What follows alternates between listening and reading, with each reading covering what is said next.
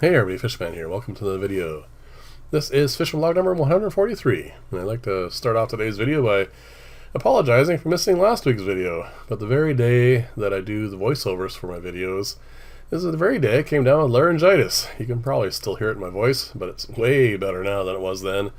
And I probably could have done some kind of caption style video, but I wasn't really up to it anyway, and it was probably best just to skip the week.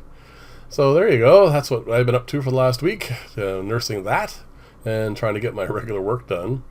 But also I did manage to get a little bit of time in the fish room, and this is one of the aquariums that I need to do a little bit of work on. The shrimp are doing fine, the fish are fine. That's the new colony of guppies that I'm breeding. But as you can tell, that pearlweed is taking over. It's choking out the, or at least limiting the light for the Java moss below, and probably a fair amount of nutrient. So I managed, believe it or not, at this point, took out 1/3 of it. It does add a fair amount extra light into the tank, but I think I probably should have taken it even more, and I probably will relatively soon. But there you go, it's a little bit more light in here, and, well, I mean, the guppies are doing fine. They're starting to breed. Obviously, the offspring are not going to be from these males yet. They definitely need to get rid of what they've already been storing, so we'll have to wait a little longer before that colony starts to show up as I want it to. The next thing I want to tackle is this. Believe it or not, all of that red Luigia is in that one pot you see there. It needs to be completely removed, actually. It's just taking up too much space. So this is the beach sand I got when I was up at the northern end of Lake Superior last summer, and I think it's finally time to try some of it out. So this is it washed. I didn't bother showing you me washing it. It's just one rinse and repeat kind of concept. And it doesn't take actually that long. It wasn't very dirty at all. A little bit of that black came out because people have a tendency to have campfires on the beach, and most of that was just old charcoal. So it came out quite nicely. So here I have removed all the plants except one pot which has a cryptococcus in it. So I'm going to leave that in there. And I've pulled everything else out. I also culled some of the guppies while I was at it. So now I'm just going to put the rich sand in here. I fast forwarded this because it's, again, quite an easy process. The sand is actually really nice. I'm not entirely sure if it's chemical makeup, but it looks relatively inert. We'll see relatively soon. One of the things that I noticed when I was pulling all that stuff out, one of the reasons why the corys weren't breeding is there's a whole pile of large pieces of coral that was in this tank, and I'd just forgotten completely that was in there because, well, you can't see them. They're all buried in plants.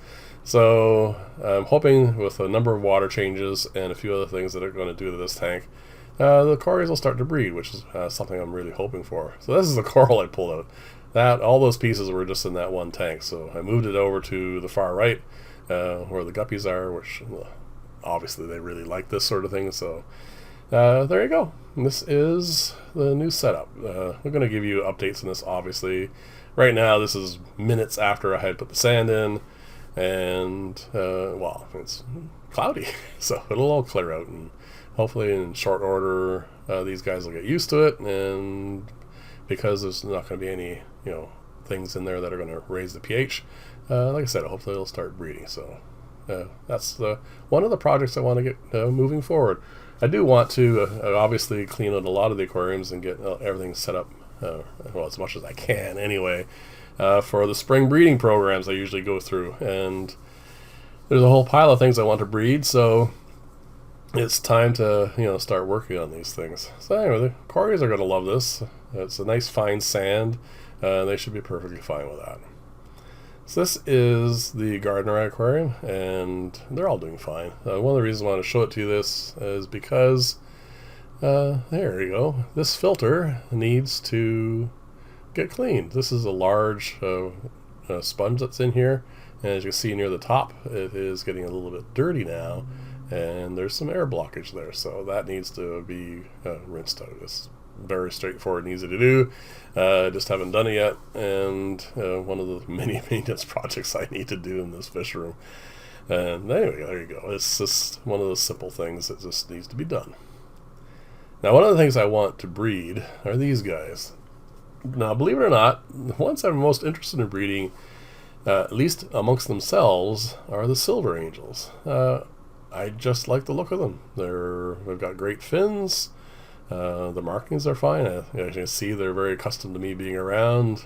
They're hoping to be fed yet again today. And these guys, I think I like the silvers. And they got 4 or 5 of them in here, and I'm going to keep them to themselves, heat up the aquarium, and see if they pair off.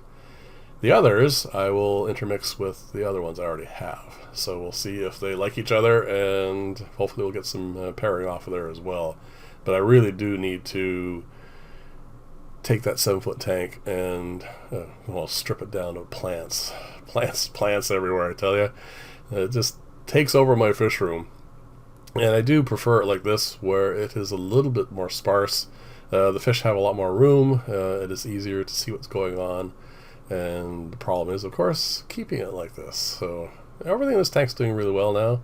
The extra platies I moved over here are thriving fine. You know, it's not unexpected. So this has been running now for I think about 3 weeks, and it's starting to settle in. Obviously it has a long way to go. Everything's doing fine in here. I added some water to this out of the pond. I think I caught a couple more guppies while I was doing that, so they're tossed in here as well.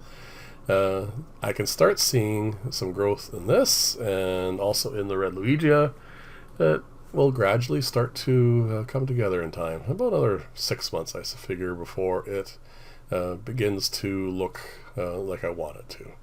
But it's having a nice, clean, healthy start, so that's always a good way of starting things. I mean, it's doing fine. So that is basically most of the updates. I'm going to show you in a few seconds here the Venus flytrap. It's not dying. I plan on obviously transferring this into something a little bit more conducive to growing. And all of this, my indoor pond, it's massively overgrown now. It does really well. I mean, as you can tell, plants are very happy, and there are some guppies in here, and the guppies are very happy, and they're obviously overcrowded by plants, but there's a lot of space in here, so no one's suffering or anything. It's just difficult to try and find them. So that's another big project. It needs to be pruned out, obviously. Gonna end up with this aquarium, which has no plants at all. They're doing really well. I don't know. Actually, I'm pretty sure they haven't spawned again. I'm not sure if I am going to pull them out anytime soon. They're all getting along fine. I don't know if I have time for another batch, so we'll see how I feel in the near future about breeding them again. So thank you very much for watching. Leave comments. Let me know what you think of everything, and I'll see you in the next video, and bye for now.